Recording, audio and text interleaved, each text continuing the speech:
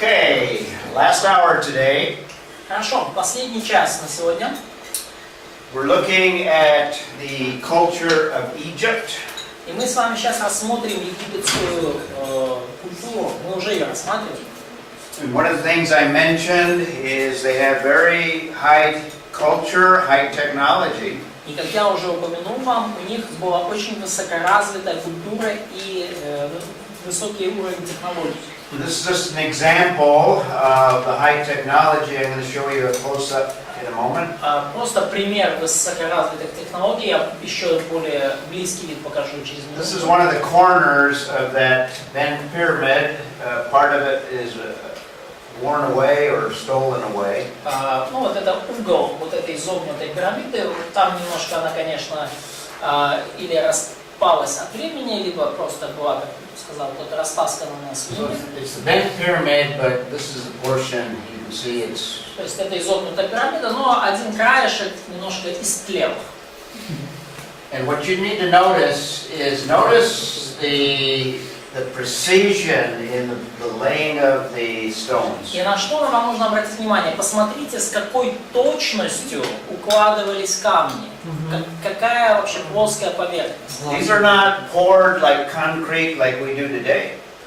Это не залито цементом, как мы бы в наши дни сделали. Просто положили каменюки и закрыли бы штукатурку. These are the interior stones, and you can get an idea, very large. In fact, most of them several tons. И вся эта пирамида, она состоит не из кирпича, а из здоровых камней.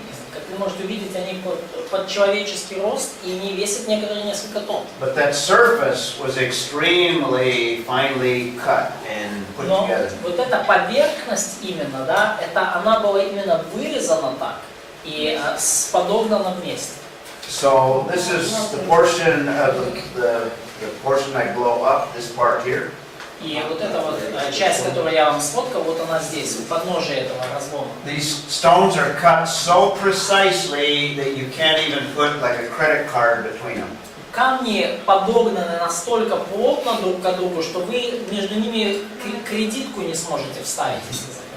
Cut extremely precise. In fact, I'm not sure we have the technology to cut stones that precise today. То есть очень точная нарезка камней. Я не уверен, что даже в наши дни есть технология, которая позволяла бы камни нарезать с такой точностью. They're not primitive. They have high technology. Поэтому это не какая-то примитивная культура, там какие-то неадаптации. Это очень высокоразвитая, технологически развитая культура. This is the Egyptian culture that God is going to intervene and deal with.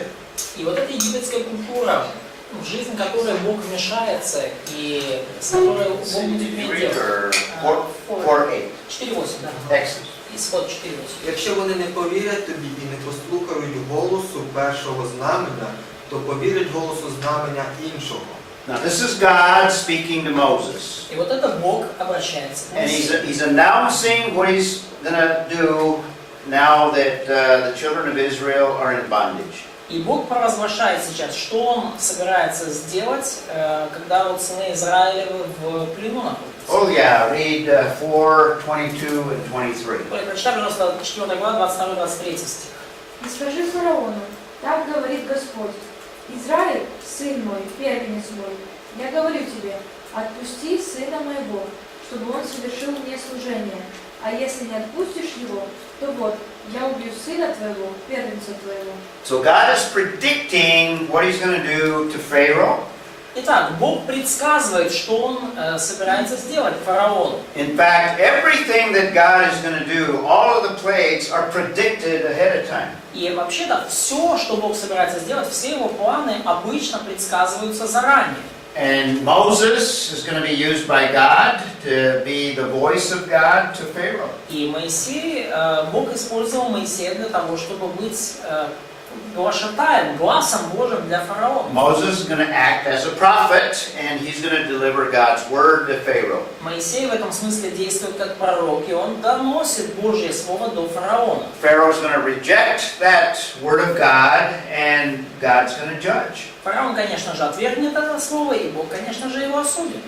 So in chapters 5 through 18, now we have the defeat of Egypt, or the judgment of Egypt. В главах с 5 по 18 мы видим поражение Египта и суд над Египтом. This is the story of the 10 plagues. Это история 10 казней.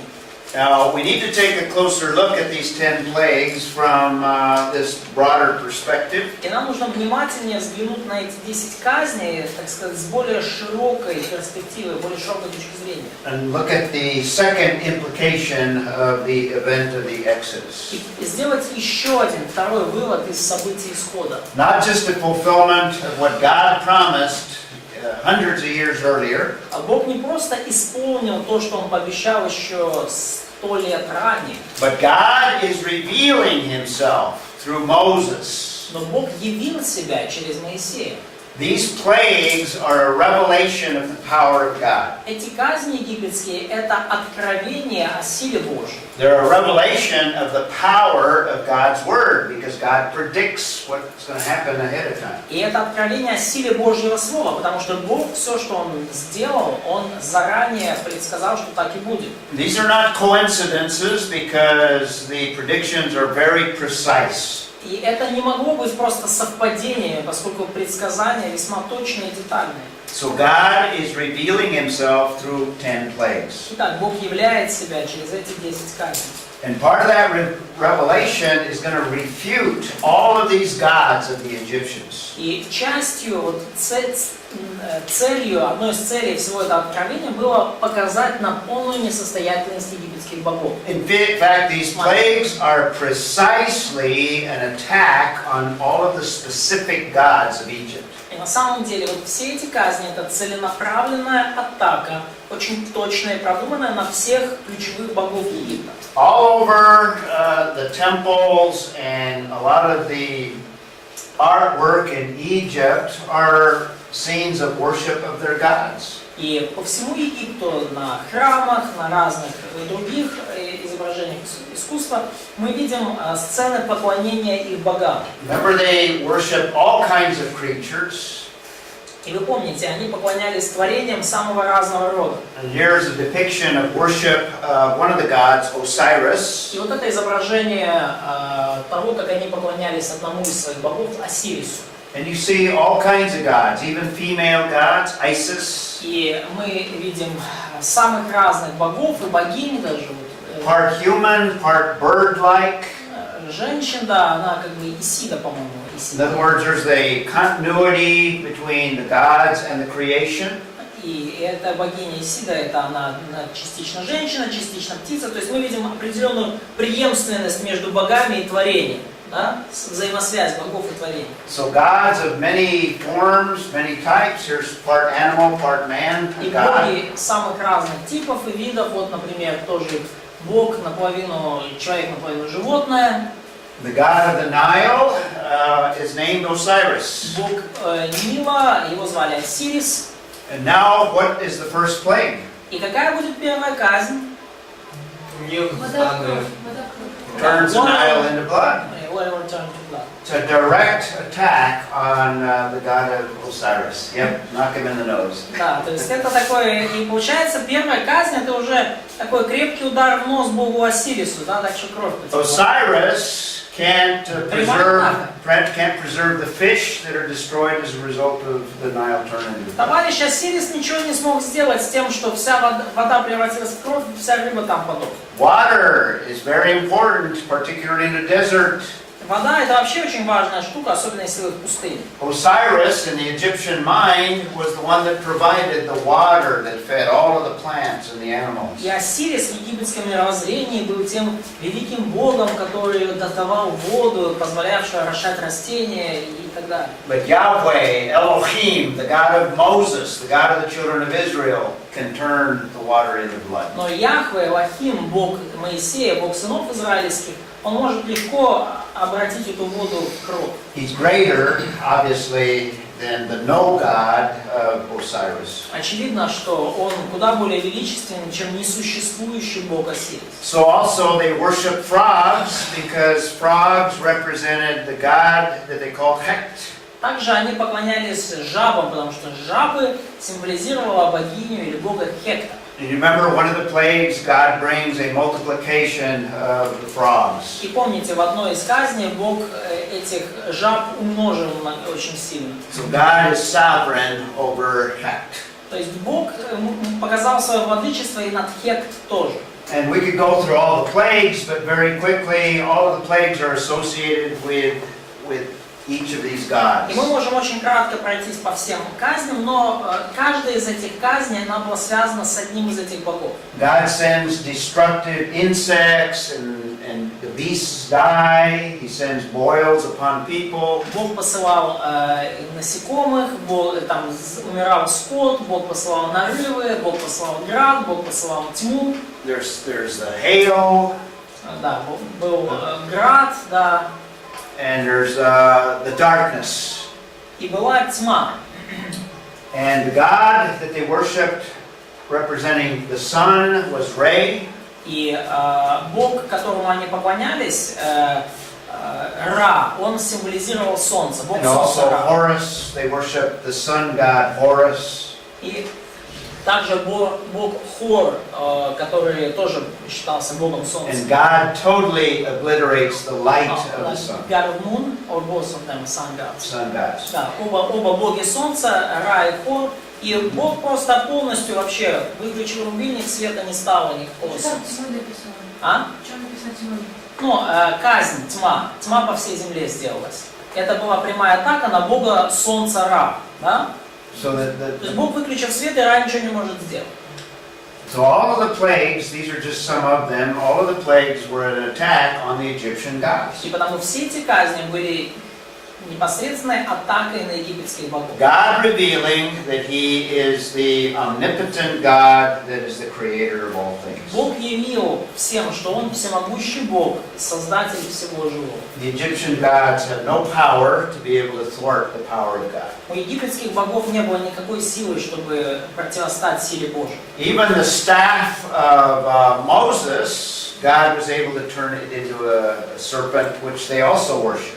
И даже посох Моисея Бог силен был превратить в змея, которому они, кстати, тоже поклонялись. So He's not only demonstrating His power over the Egyptian gods, И Бог таким образом не только продемонстрировал свою силу и могущество, превосходящую могущество египетских богов. not just for the benefit of the Egyptians, То есть это было не только для пользы египтян, to make them accountable to the one true God, чтобы они приняли власть этого единого подлинного Бога. but also to show the children of Israel that their God is capable of delivering them from the Egyptian empire. Но это было также для сынов Израилевых, чтобы продемонстрировать им, что их Бог в состоянии, Он может вывести их из плена египетской империи. God is revealing Himself and building faith in the children of Israel. Бог явил себя, и таким образом Он созидал веру в сынах Израиля.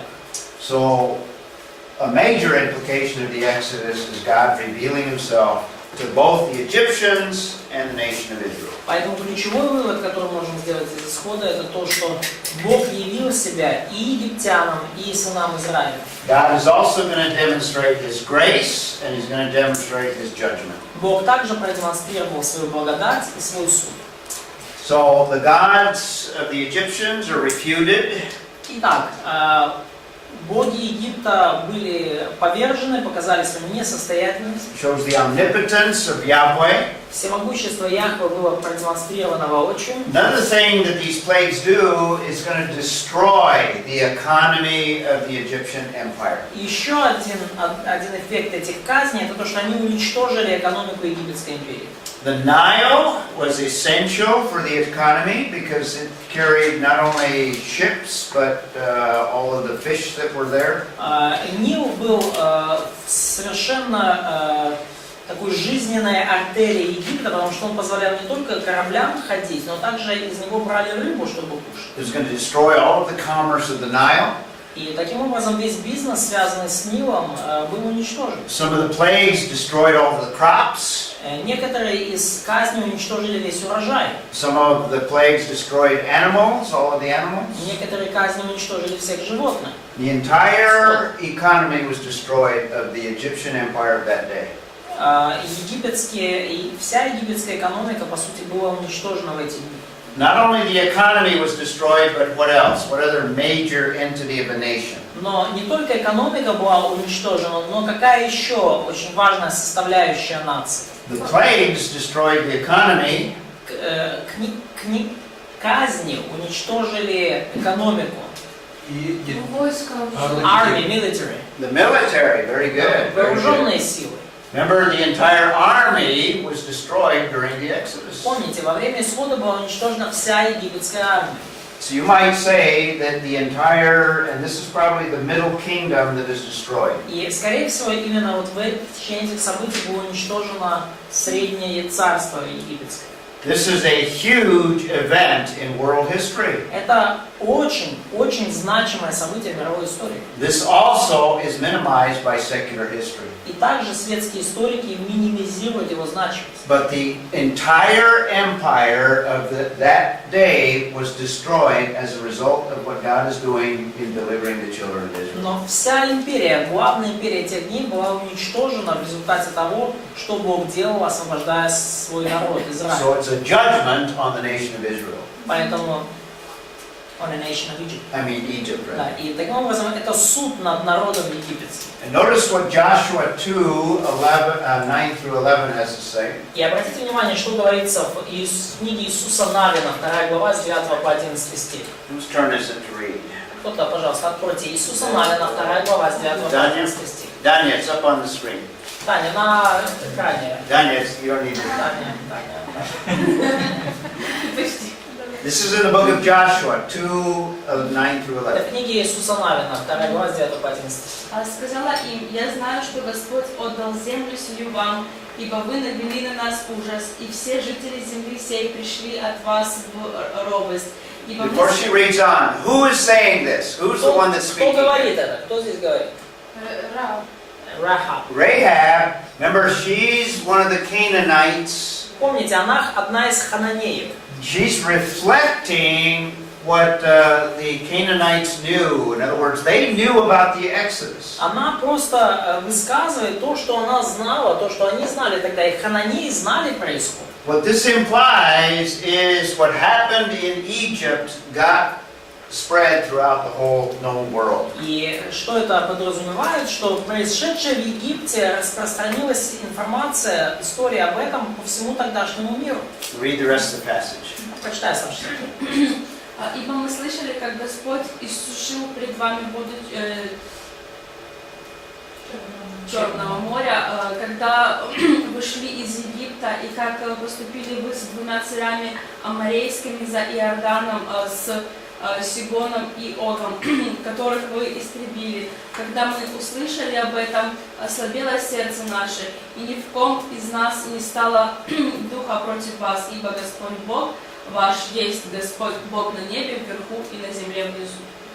Notice, several years later, Обратите внимание, несколько лет спустя the Canaanites, even a prostitute, хананеи, даже представительница knew what особой God профессии, knew what God had done during the Exodus, они все знали, что Бог сделал при исходе.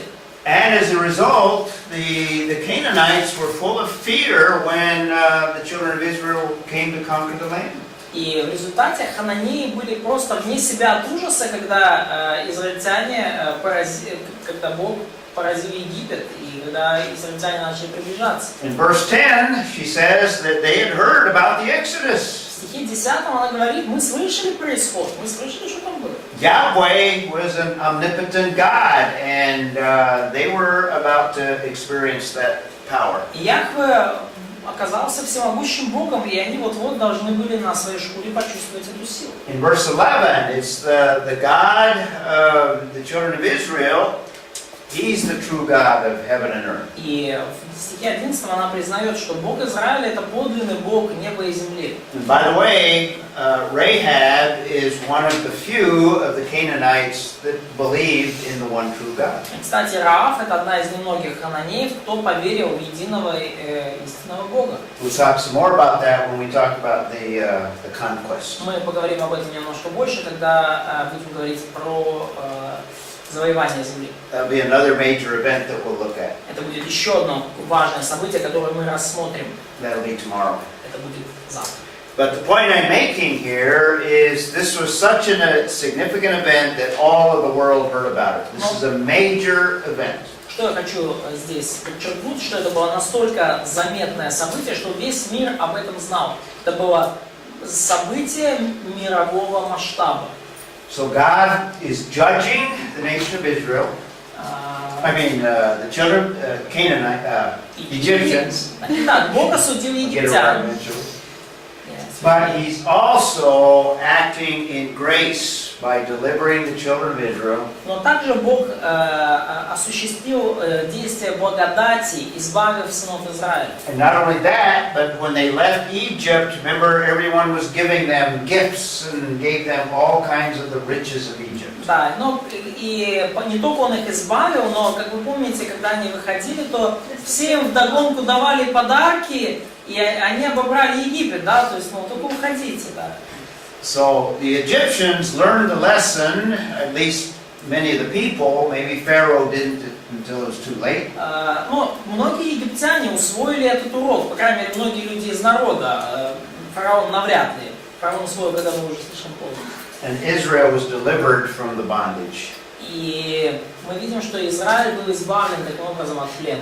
And if you study the Old Testament, the Exodus is one of the major events that is continually referred to over and over. И если вы изучали хорошо Ветхий Завет, то вы видели, что исход — это то событие, к которому Бог обращается снова и снова, снова и снова о нем напоминает. Because that is really the birth of the nation of Israel. Поскольку это вот роды, это рождение народа израильского. So we have grace in the midst of judgment. Итак, мы видим благодать посреди суда.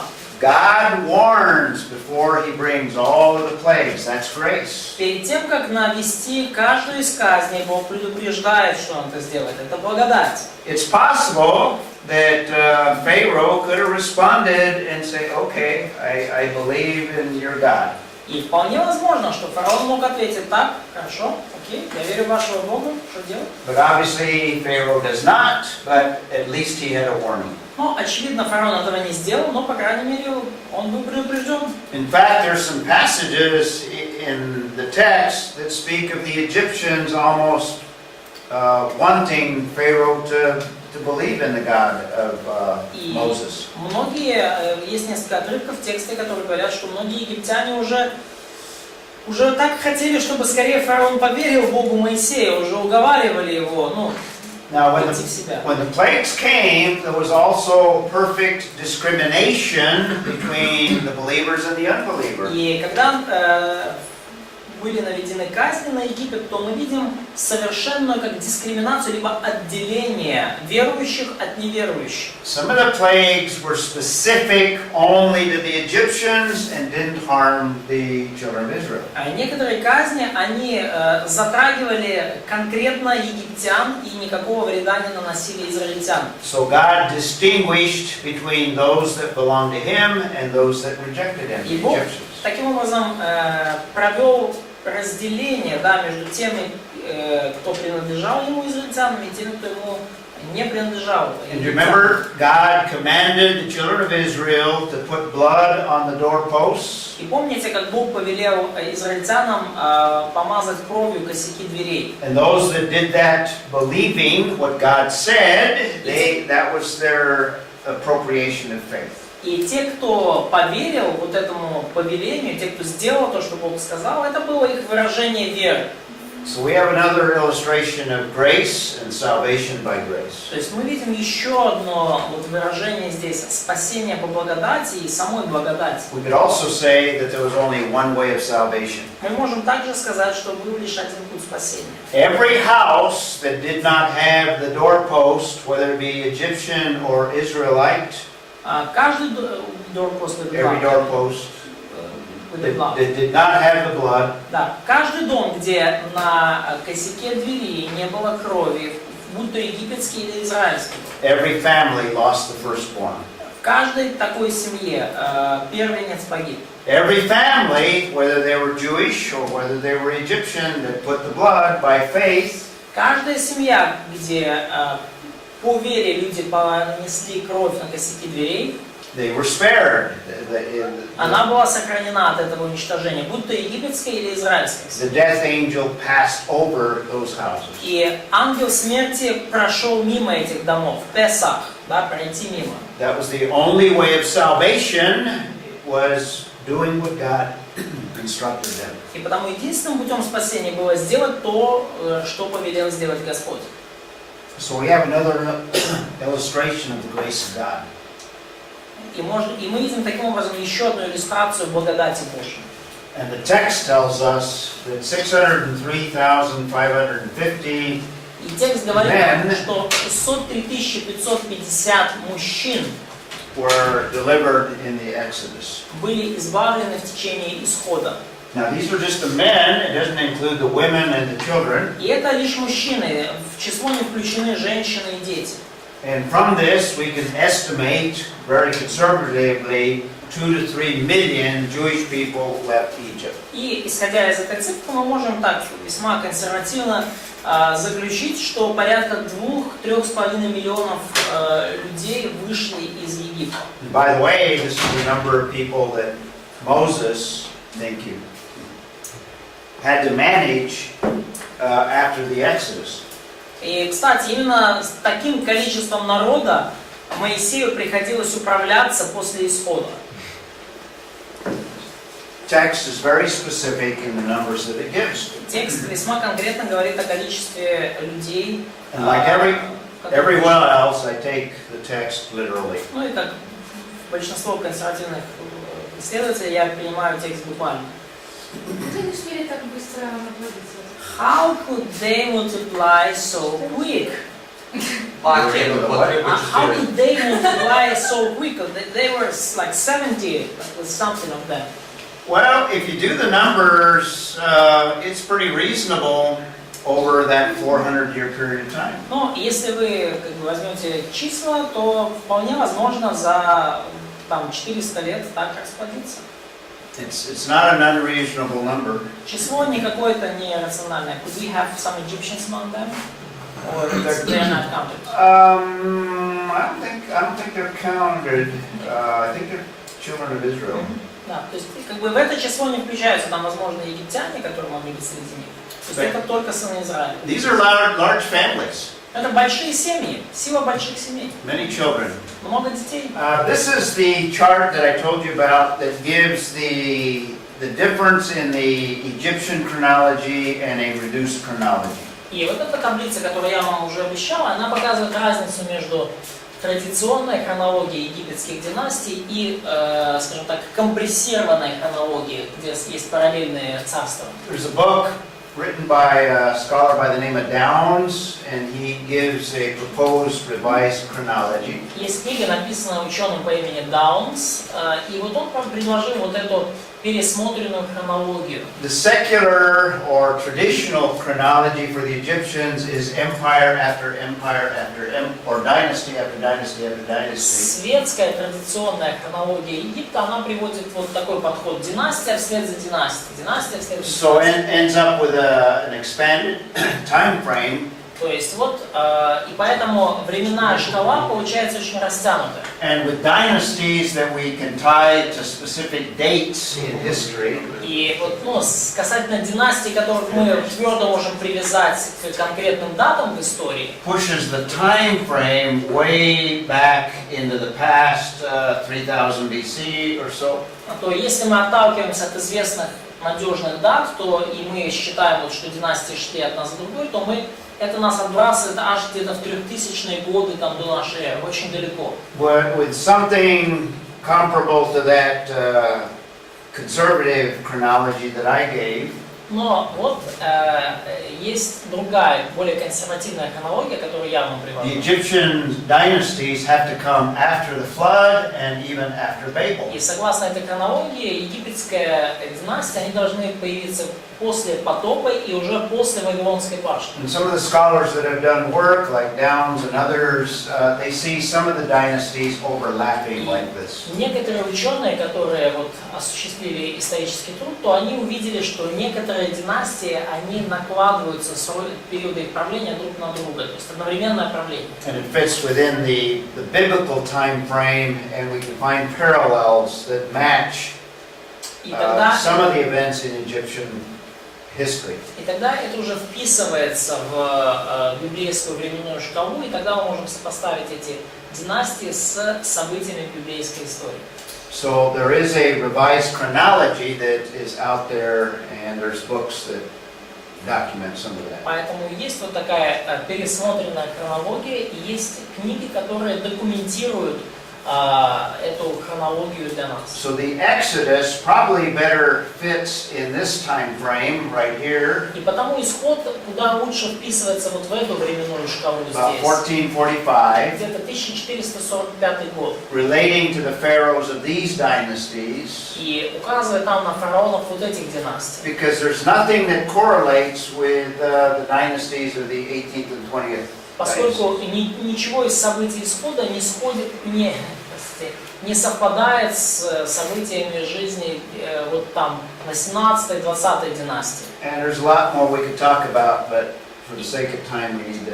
И мы можем поговорить о намного большем количестве деталей, но опять же надо экономить время.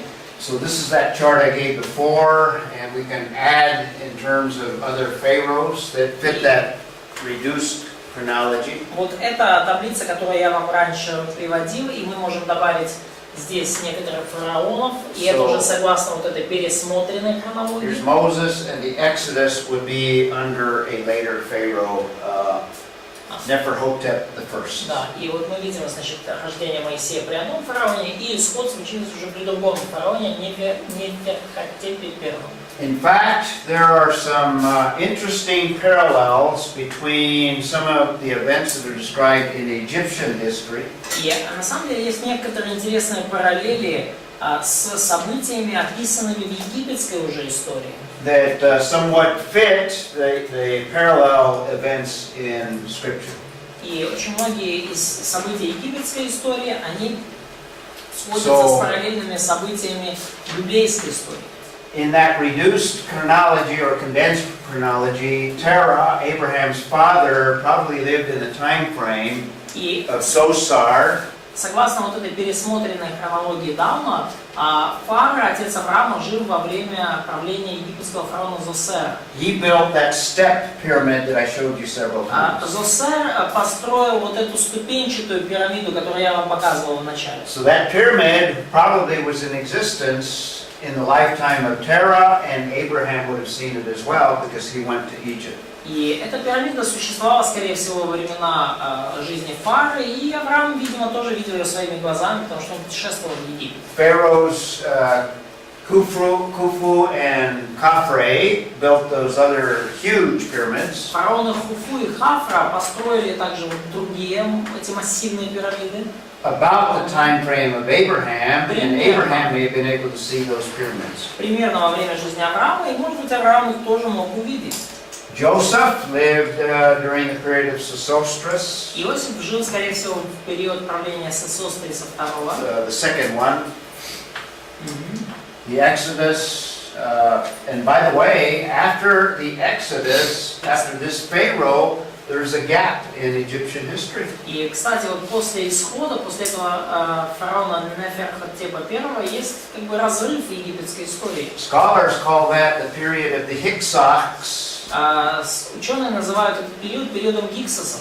Which makes sense. These are people that take control of the land of Egypt. И, в принципе, это разумно звучит, потому что Гиксос — это народ, который взял контроль над египетской территорией. And there's no record of a conquest in secular history or in Egyptian history. И нет никаких записей о завоевании ни в светской истории, ни в египетской истории. But if the plagues and the Exodus destroyed the army, the plagues destroyed the economy. Но если казни уничтожили экономику страны, а исход Господь, собственно, уничтожил армию, then that middle kingdom was destroyed as a result of the judgment of God. то вот это среднее царство египетское вполне могло быть уничтожено в результате суда Божьего. Which would make it easy for an invading or a people just to take over the land, just to walk in and take control. И из-за этого стало куда нам проще завоевать эту землю или просто войти в нее и взять под свой контроль, потому что просто зашел и бери. Now later on in the life of Solomon, И чуть позже, в течение жизни уже Соломона, there's a reference to foreign peoples. есть там уже в истории Соломона указания на иностранные народы. And some have proposed, like down, that perhaps the Queen of Sheba И некоторые даже вот предложили, что царица Савская was an interesting pharaoh that even the Egyptians tried to erase from history. это была вот такая интересная вообще дама, которую даже египтяне пытались из своей истории стереть. This was a female pharaoh. Фараон женщина.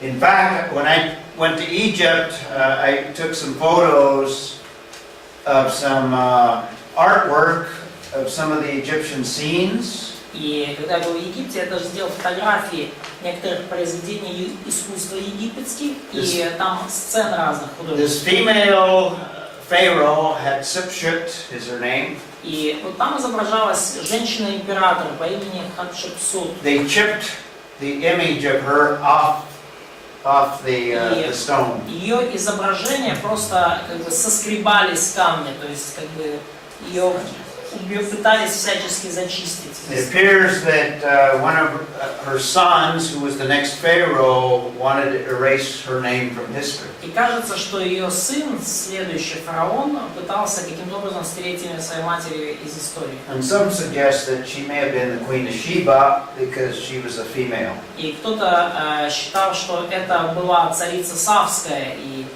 поскольку она женщина.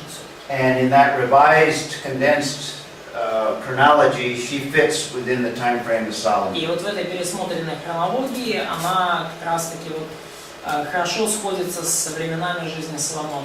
But like I said, this is a reconstruction and it's a little bit theoretical. It's Как я not. уже говорил, это реконструкция немножко теоретическая.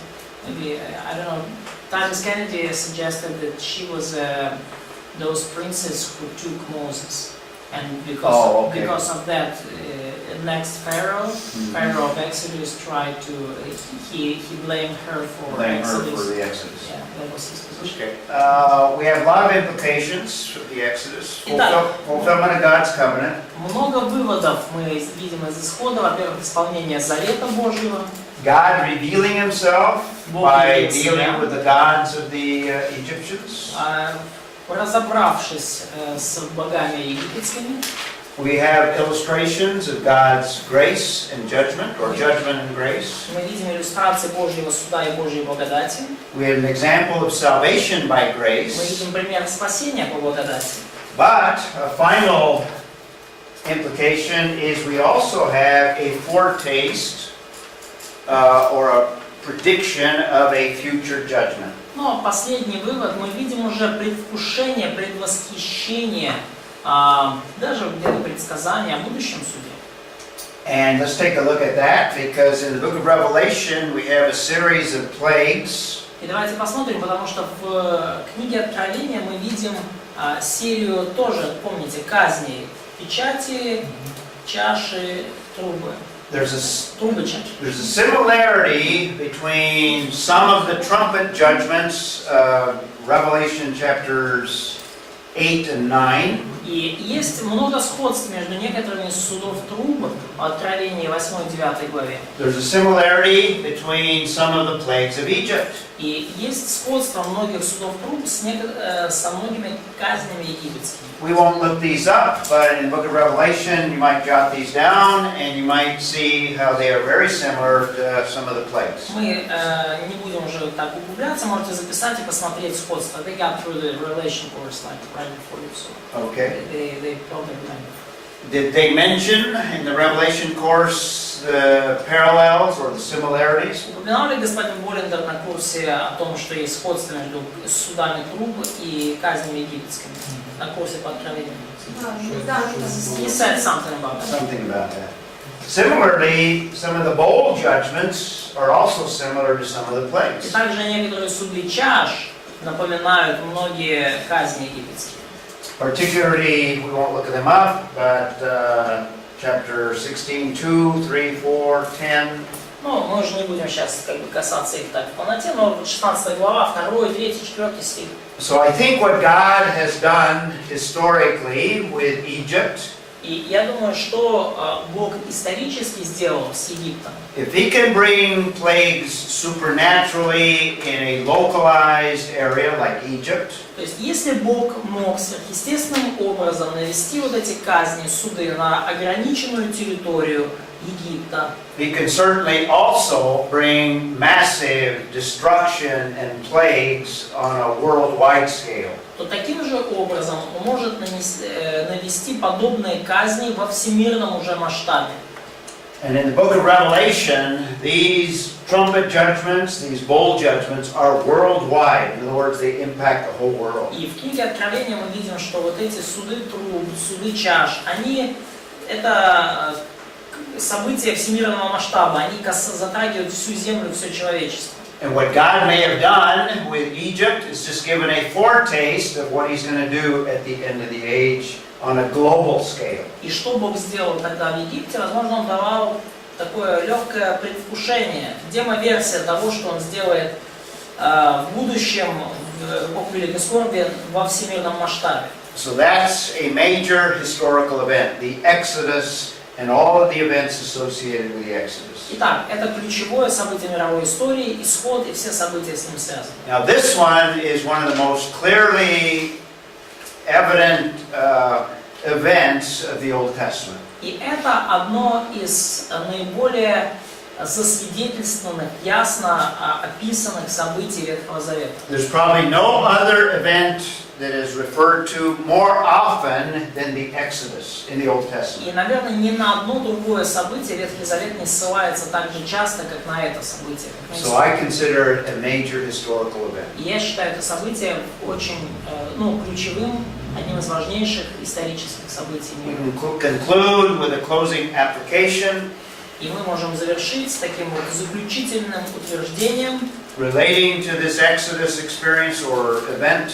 связанным вот с этим событием исхода, с опытом исхода. The omnipotent God that displayed and revealed Himself during the Exodus, Всемогущий Бог, который явил, показал себя во время исхода, that same God deals with you and I. тот же самый Бог. Теперь мы с Ним. So there's nothing that's in our lives that is beyond His power to change or to implement. Поэтому ничто в нашей жизни не находится вне зоны Его досягаемости, ничего нет такого, чего Он не смог бы изменить или ни на что не мог бы повлиять. We can praise our God because He's omnipotent today, just as He was omnipotent in the time of Moses. И мы можем прославить нашего Бога, потому что Он всемогущ, такой же всемогущий сегодня, какой всемогущий Он был во времена Моисея.